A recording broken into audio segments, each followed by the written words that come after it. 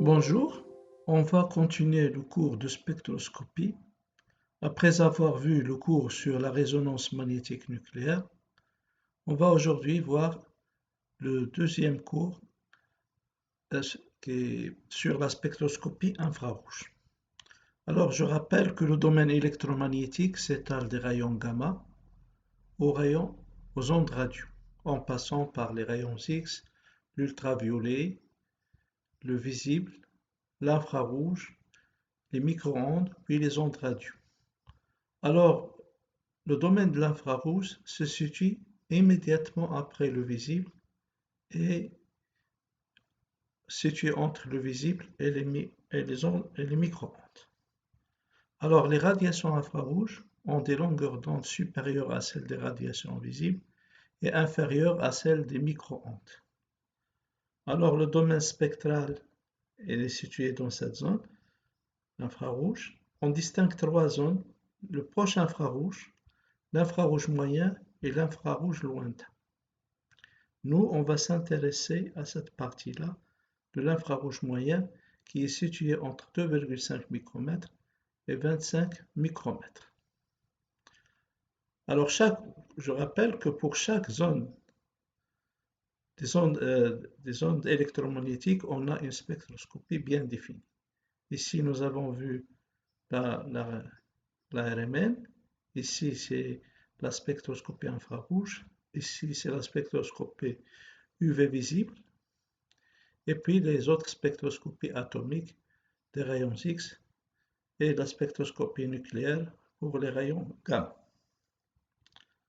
Alors, bon, les zones de proche infrarouge se situent entre 0,7 et 2,5 micromètres en termes de longueur d'onde en cm-1 entre 14 000 et 4000 cm-1. La zone qui nous intéresse, c'est celle-là, c'est l'infrarouge moyen, il est situé entre 4000 et 400 cm-.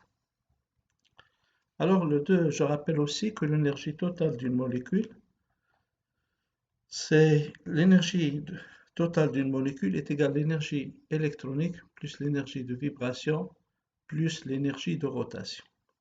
L'énergie E est relative au mouvement des électrons, l'énergie de vibration relative au mouvement des atomes de la molécule, et Eurot, c'est l'énergie relative à la rotation de la molécule.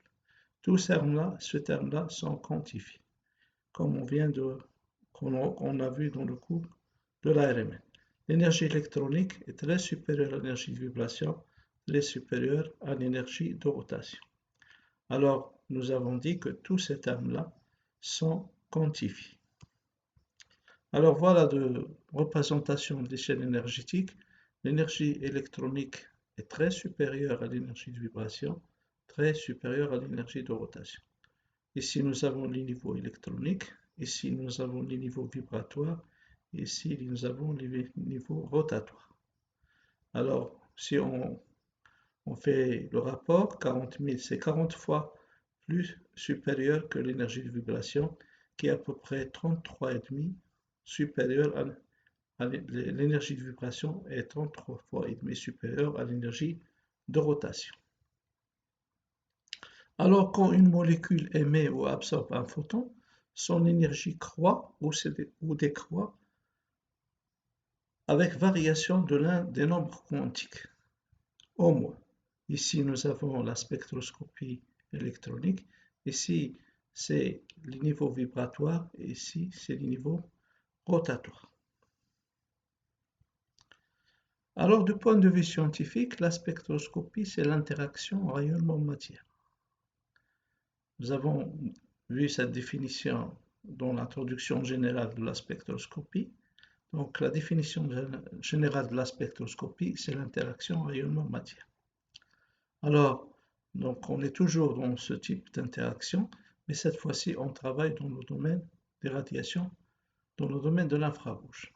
Alors, les échanges entre le rayonnement électromagnétique et la matière se font de façon discontinue par paquets d'énergie appelés photons et définis par la relation de Bohr delta E est égal à h nu avec h la constante de Planck et nu la fréquence de la radiation responsable de la transition.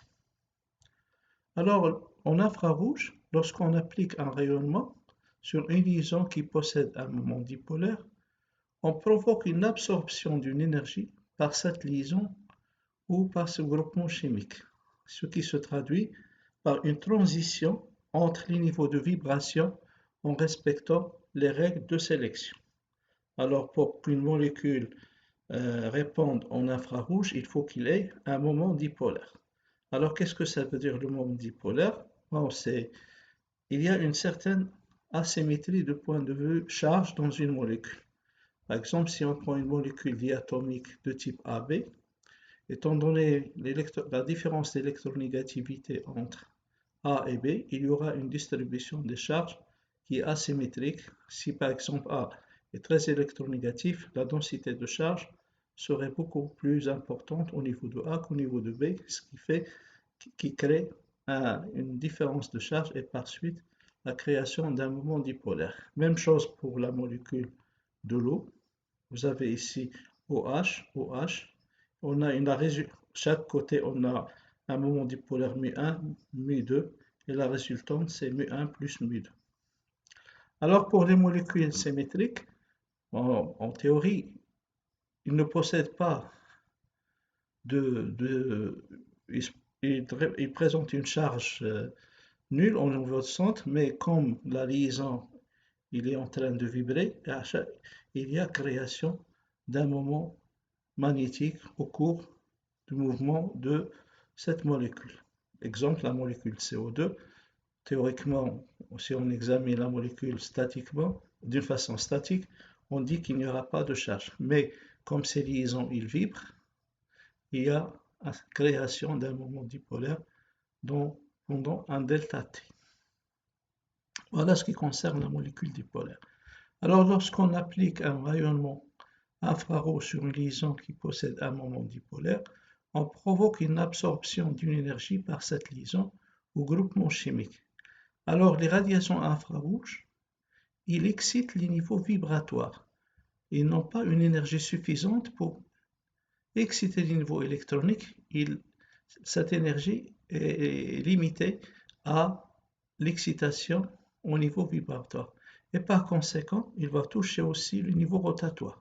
Si on a une énergie qui excite cette zone-là, donc automatiquement, il va toucher le niveau rotatoire. Donc, l'énergie déployée en infrarouge concerne les niveaux vibratoires et les niveaux rotatoires. Alors, la théorie de l'infrarouge, alors on considère que les molécules ne constituent pas un assemblage rigide d'atomes. Les molécules peuvent être considérées comme des systèmes mécaniques animés de mouvement. Voyez ce schéma-là, vous avez deux molécules, deux atomes plutôt, et on considère que cette liaison n'est pas figée, c'est assimilé à un ressort. On considère les liaisons chimiques comme des ressorts de force variées liant les atomes entre elles. La molécule diatomique est formée de deux atomes liés entre eux par un ressort. Pour l'étude des vibrations moléculaires, on utilise le modèle de l'oscillateur harmonique. Vous avez vu ce cours en physique. L'oscillateur harmonique, bon, le ressort, vous l'avez vu en bac, l'oscillation est décrite par une fonction sinusoïdale. Et la fréquence ne dépend que des caractéristiques de la liaison. Alors, je rappelle l'équation du mouvement, c'est md carré x dt carré plus kx égale 0. Donc, vous avez vu ça, vous avez un ressort. Lorsqu'on le déplace, ce corps x par rapport à la position d'équilibre, il y a une force de rappel. Et lorsqu'on applique le théorème général de la mécanique classique, l'équation du mouvement obtenue est égale à md carré x sur dt carré plus kx égale 0. Alors, bon, si on a une molécule diatomique, on peut l'assimiler,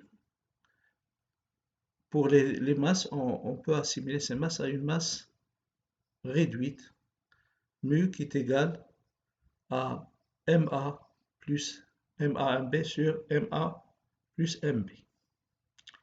l'oscillateur harmonique. Donc ça, ce sont des rappels de la physique. Alors, distance d'équilibre. Alors, on tire, on allonge l'une des modulations par rapport à sa position d'équilibre, on aura R0 plus X. Lorsqu'on écarte les deux masses MA et MB d'une valeur R moins R0 par rapport à la distance d'équilibre R0, et on relâche le système, il se met à osciller. Alors, l'énergie de vibration, la résolution de cette équation différentielle nous donne l'énergie potentielle est égale à 1 demi kx carré est égal à 1 demi kr moins R0 carré, moins R0 au carré. Alors, lorsqu'on a ce type x carré, donc c'est une parabole, et l'ouverture de la parabole ne dépend que de la constante k. Ici pour deux k élevés, et ici pour deux k faibles. Alors, la courbe d'énergie potentielle en fonction de R moins R0 est une parabole avec un coefficient k. Alors, la résolution de cette équation nous donne aussi la fréquence. La fréquence nu, qui est égale à 1 sur 2pi, racine de k sur mu. K étant la constante de raideur de la force de liaison, mu c'est la masse réduite. Et mu c'est ma fois mb sur ma plus mb. Ma étant la masse de l'atome A, mb la masse de l'atome B. Donc on parle ici de la masse réduite du système AB. Alors, donc, si on introduit C, la longueur d'onde, on divise par C, on aura mu bar est égal à 1 sur 2pi C, racine de k sur mu. La grandeur pratique en spectroscopie vibratationnelle est le nombre d'ondes. Donc, pour générer le nombre d'ondes, il suffit de diviser par la célérité de la lumière. Alors, car on a E est égal à C sur lambda, 1 sur lambda, c'est le nombre d'ondes. Il dépend de la masse réduite, donc nu bar dépend de la masse réduite du système AB et de la constante de force de la liaison et bien sûr de l'environnement général de ces atomes. Alors, si on examine l'unité, on examine l'unité en système d'unité CGS, centimètres, grammes, seconde. On a nu bar qui est égal à 1 sur 2pi c racine de k sur mu. Nu bar c'est en centimètres moins 1, on peut le justifier. Vous avez ici c en centimètres par seconde, mu en grammes, ici c'est le nombre d'Avogadro, et la constante de k c'est en din centimètre moins 1. Din centimètre moins 1 ou din par centimètre. Alors on peut, ça c'est une force, donc le din c'est une force, c'est newton par mètre. Donc on peut faire toutes les unités et on arrive que nu est exprimé en centimètres moins 1. Alors si on applique cette formule, on peut calculer théoriquement les différentes élongations nu bar pour les différentes liaisons CH. Par exemple, si on prend la liaison CH, on connaît la masse de carbone, la masse de l'hydrogène. Par conséquent, on peut calculer la masse réduite. La constante K, elle est donnée, c'est 5 10 puissance 5 cm par centimètre. La masse réduite, vous pouvez la calculer, et vous avez 3000 nu bar est égal à 3032 cm moins 1. Même chose pour la liaison CO. Alors la masse réduite 6,9 g par mol. Toujours, on a la même constante de raideur pour une liaison simple. Alors on peut calculer nu bar qui est de 1109 cm moins 1. Pour la liaison CC, la masse réduite c'est 6, mais maintenant la constante de raideur est beaucoup plus intéressante parce qu'il y a deux liaisons, une liaison sigma et une liaison pi, et par conséquent la valeur de K augmente et on aura 10 à la puissance 10 puissance 5 10 cm moins 1. Donc c'est 10 puissance 6 cm 10 cm. Alors on peut calculer nu bar, c'est 1682 cm moins 1. Si on passe à la liaison triple CC, on a toujours la même masse réduite, pardon, mais avec une constante de raideur 3 fois plus que la constante de raideur simple, d'une liaison simple. On aura un U-bar qui sort à 2060 cm-1. Donc on peut calculer théoriquement les différentes élongations des liaisons C, X, soit H, soit O, soit C, soit azote, soit etc. Tous les types d'atomes possibles. Alors donc, ces calculs-là dépendent de la constante de la force de liaison. Donc, ils dépendent de la constante. Car si on a une liaison simple, c'est pas la même chose pour une liaison double ou une liaison triple. Alors, même chose si vous comparez avec les valeurs précédentes, c'est le même résultat. Donc, une liaison CH, ici maintenant, on a CH, triple liaison H. C'est pas CC, c'est triple liaison H et sort à 3300 cm-1 avec une constante de raideur qui est égale à 583 Nm-1. Ici, on n'a pas le din, mais on a le N, Nm-1. Ici, pour une liaison CH, nous avons 3000 cm-1 avec une constante de raideur de 523. Alors, ce qu'on peut voir, on se focalise uniquement sur les fréquences. Bon, les longueurs d'onde plutôt, c'est pas des fréquences. Les longueurs d'onde, c'est 3300 cm-1, 3100 cm-1, 2900 cm-1. Alors ici, ça dépend bien sûr du type de liaison et la longueur de la liaison. La constante dépend du type de liaison et la longueur de liaison. Donc on peut, ce qui nous intéresse nous, c'est le domaine où sortent en infrarouge ces types de liaisons. Pour une liaison triple CH, ils sortent au-delà de 3000 cm-, vers 3300 cm-, approximativement. Pour une liaison CH, une liaison éthylénique, bon, c'est 3100. Pour une liaison simple, c'est 2900 cm-. Alors c'est la même chose, ce sont les mêmes. CH c'est 3000, CC c'est 1200, CO c'est 1100, etc. Ce sont des tables relevées de la littérature. Vous pouvez trouver des différences minimes entre les valeurs obtenues, ça dépend de la constante de raideur K appliquée, utilisée. Alors si on peut situer ça dans le domaine de l'infrarouge entre 4000 et 400 cm-1, alors nous avons vu que au-delà de 3000, on a les liaisons CH qui proviennent des carbones sp3 et sp2. Ils sortent dans cette zone-là. Vous avez les liaisons NH, OH qui sortent dans cette zone-là. Pour les carbones sp, ils sortent en dessous de 3000 cm-1. On va voir ça sur des spectres beaucoup plus nets. Alors ici, c'est les liaisons des atomes. C'est 2800 et plus, vers 4000 cm-1. Ici, nous avons les liaisons pour les triples liaisons CN et CC, dans cette zone-là. Ici, nous avons les doubles liaisons CN et CO, entre 1500 et 1800 cm-1 pour les liaisons doubles. Et ici, nous avons les liaisons avec les hétéroatomes et CH, CN, CX avec les halogènes, etc. Au-delà, en dessous de 1500 cm-1. Voilà les différentes zones intéressantes en infrarouge. Alors on peut, on parlait tout à l'heure des zones les plus intéressantes, la zone des empreintes digitales et la zone de travail dans laquelle on dépouille les bandes d'absorption les plus intéressantes. Alors on obtient ces fréquences, ces longueurs d'onde, ces bandes sous forme de bandes d'absorption. Alors la bande d'absorption, il y a la largeur, il y a l'intensité. On va parler de l'intensité. L'intensité de la bande d'infrarouge.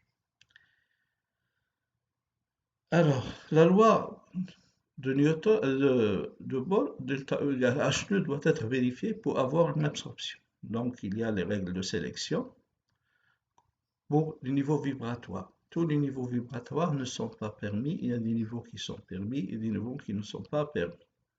Alors pour avoir une transition en infrarouge, il faut, comme j'ai dit tout à l'heure, avoir un moment dipolaire de la molécule. Il faut que ce moment dipolaire soit intéressant pour observer l'absorption en infrarouge. L'intensité absorbante est d'autant plus grande que la variation de moment est grande, dipolaire est grande. Lorsque le moment dipolaire est important, on a une bande qui est très intense. Lorsque le moment dipolaire est faible, on a une bande d'absorption qui est très faible. Exemple, tout à l'heure, on a parlé de la molécule de CO2. Alors, à l'état statique, CO, on peut dire qu'il n'y a pas de moment dipolaire mu égale 0. Par conséquent, on ne va pas observer une bande en infrarouge. Alors quand il y a une élongation, il y aura modification de la distribution de charge. Alors si l'élongation est symétrique, on ne constate rien d'autre, on a un mode de vibration non actif en infrarouge. Mais si la molécule présente une dissymétrie au niveau d'une élongation asymétrique, c'est-à-dire qu'un CO part d'un côté et l'autre de même la même direction pour l'autre bout de la liaison CO, on va constater une absorption en infrarouge qui est très faible. Donc il faut retenir que pour une vibration moléculaire soit active en infrarouge, une modification de moment dipolaire doit être observée pendant la vibration. Sinon, on n'observe pas une bande en infrarouge. Ici, par exemple, vous avez la molécule de CO2. Donc, le nombre de vibrations, il s'obtient avec la relation suivante. 3n-5. Bon, 3 fois 3, on a 3 atomes. Moins 5, donc nous avons 9 moins 5, 4 modes de vibration. Une élongation symétrique, une élongation antisymétrique, une déformation dans le plan, une autre déformation hors de plan. Alors cette relation, on peut dénombrer le nombre de mouvements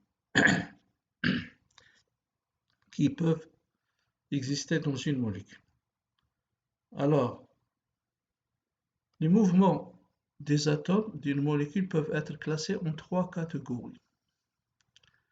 Les mouvements de translation, les mouvements de rotation et les mouvements de vibration. Alors, la spectroscopie vibrationnelle, c'est l'étude des vibrations des molécules. Donc, nous, on s'intéresse à la zone de l'infrarouge. Ça, c'est les transitions dans tout le domaine où on peut avoir la vibration. Nous, on s'intéresse uniquement à la partie infrarouge située entre 4000 et 600 cm-. Voilà les principaux mouvements qui peuvent exister dans une molécule.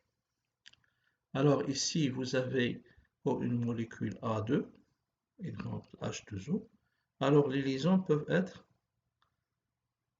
ils peuvent mouver dans le même sens. Et là, on parle de mouvement symétrique. Symétrique, stretch. Ici, nous avons un mouvement asymétrique. Alors là, quand l'un part de ce côté, l'autre revient et ainsi de suite. Ici, nous avons un mouvement dans le plan. Alors les deux, ils peuvent varier comme un ciseau, le scissoring si vous voulez. Ici, vous avez des mouvements hors de plan. Alors les deux passent en même temps d'un même côté de plan. Ici, alors on peut, voilà, donc voilà, ici, c'est pas la même chose qu'ici. Est-ce qu'il y a rotation dans le plan? Voilà, déformation dans le plan. Il y a des déformations dans le plan, il y a des déformations hors de plan. Alors, tous ces mouvements-là, à chaque mouvement correspond une fréquence d'absorption nue et ce qu'on détecte sur un spectre infrarouge. Les mouvements symétriques, asymétriques, pour les élongations qui sont dans le plan et pour les élongations qui sont hors de plan, la même chose. Et donc, les principaux mouvements détectés, les principales absorptions observées en infrarouge. Alors voilà, par exemple, on constate ici les mouvements symétriques. Les deux H partent au même sens. Ici, c'est le scissoring. On a un système de ciseaux. Ici, nous avons les deux qui sortent de plan. Par exemple, ici, pardon, voilà. Ici, on a les deux haches qui sortent de plan. Voilà. Ils peuvent basculer en devant et en arrière de plan. Alors, ça s'appelle le wagging. Ici, c'est le scissoring. Alors, ici, vous avez c'est une façon asymétrique lorsqu'un part en avant, l'autre part en arrière, etc. C'est le twisting. Il y a aussi le rocking. Voilà, le rocking. Alors, ce sont des déformations dans le plan. Ici, on parle d'élongation quand on est dans le plan. Lorsqu'on sort de plan, on parle de déformation en deux plans. Ici, généralement, c'est en note nubar. Et ici, c'est delta. Alors, pour distinguer les fréquences, les bandes d'absorption, ou bien les longueurs d'onde d'absorption dans le plan, on note nu. Et ici, hors de plan, on note avec delta, hors de plan. Alors voilà, bon, pour les liaisons comme ça, symétriques, ils sortent à 2870 pour le groupement CH3. Alors c'est pour asymétrique 2960. Et là, en général, en spectroscopie infrarouge, pour les alcales, on observe toujours pratiquement deux bandes vers 2960 et pour 2870. Ça, c'est pour l'asymétrique. Ici, pour l'asymétrique. Donc, on va voir lorsqu'on... Et ça, c'est dans le plan. Hors de plan, les principales déformations hors de plan, on a 1450 et 1380. Alors, lorsqu'on parle d'élongation supérieure aux déformations, normalement, on note ça delta. Bon, retenez bien que pour CH3, on a deux bandes, une bande de 1960 et une bande de 1860. Ça, c'est pour la symétrique et ça, c'est pour l'asymétrique. Alors, l'appareillage utilisé pour l'infrarouge, on ne va pas tarder sur cette partie-là, mais je vous dis brièvement le principe. Alors ici, le principe est le suivant. Vous avez deux types de dispositifs qui permettent d'enregistrer des spectres infrarouges. On a des spectrophotomètres classiques qui est constitué d'une source de radiation électromagnétique. Alors on chauffe à incandescence pour produire l'infrarouge. Et ici, nous avons deux cellules, une cellule de référence et ici une cellule où on pose l'échantillon. Alors, la source émet les radiations, l'un qui traverse l'échantillon et l'autre qui traverse le faisceau de la source de référence, et on analyse par un système d'analyse qui est constitué de monochromateurs et détecteurs, et on enregistre le signal. On obtient en général des bandes d'absorption en fonction de la longueur d'onde. Ça, c'est un spectrophotomètre classique. Il y a aussi, on va faire la description, dans un spectromètre infrarouge classique, il existe deux démontages spéciaux dépendant des activités poursuivies. Un rayon de lumière infrarouge est produit et séparé en deux faisceaux.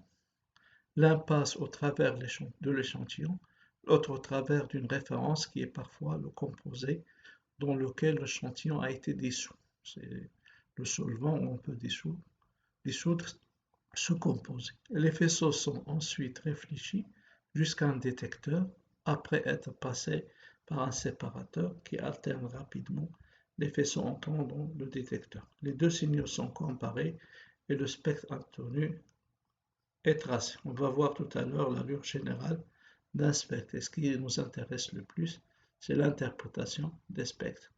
Alors, il y a le deuxième appareillage, qui est l'interféromètre de Michelson. Et là, on parle de tir infrarouge à transformer de Fourier.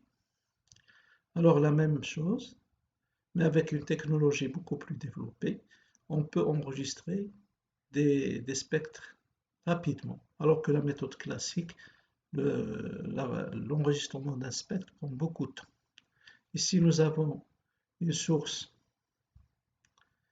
d'infrarouge, c'est la même chose, un filament, bien une pièce métallique chauffée à incandescence, bien sûr, avec des caractéristiques bien définies. Ici, nous avons un miroir fixe. Ici, nous avons un miroir mobile. Et nous avons une lame semi-réfléchissante. Bien sûr, ici, on met l'échantillon et après le système de détection. Alors, lorsque la source produit le rayonnement infrarouge, elle est séparée en deux. Une partie qui est envoyée vers le miroir fixe et l'autre partie qui va traverser la lame semi-réfléchissante pour frapper sur le miroir mobile.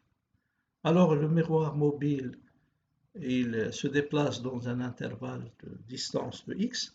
Alors, pour chaque point de cette différence, il produit une radiation réfléchie qui va interférer avec la fraction de rayonnement qui était envoyée sur le miroir fixe. Alors, donc, voilà, donc, faisceau réfléchi. Alors ici, miroir mobile, perpendiculairement à fixe, qui bouge à vitesse constante le long de son axe. Les faisceaux parcourent un chemin optique de longueur variable ici, parce qu'il y a variation de la distance x. Alors, les deux ondes qui émanent de celles sur le rayon, sur le miroir fixe et le miroir mobile vont interférer. Et si les deux faisceaux se recombinent sur la séparatrice, le signal sortant de l'interféromètre résulte de la recombinaison de ces deux faisceaux. Alors le signal qui sort de l'interféromètre résulte de la combinaison des deux faisceaux. Le faisceau qui provient de la source fixe, de la miroir fixe et l'onde qui provient du miroir mobile. Lorsqu'on fait varier x, on observe alternativement des maxima et des minima au niveau de l'intensité de faisceau résultant. Ceci dépend de la différence de marge. Ça, c'est certainement, vous avez vu ce cours dans l'optique, des interférences. Alors, bon, si on a une seule longueur d'onde, alors lorsque les deux ondes fusionnent, on constate des maxima. Lorsqu'ils s'annulent, on constate un point noir, bon, donc 0.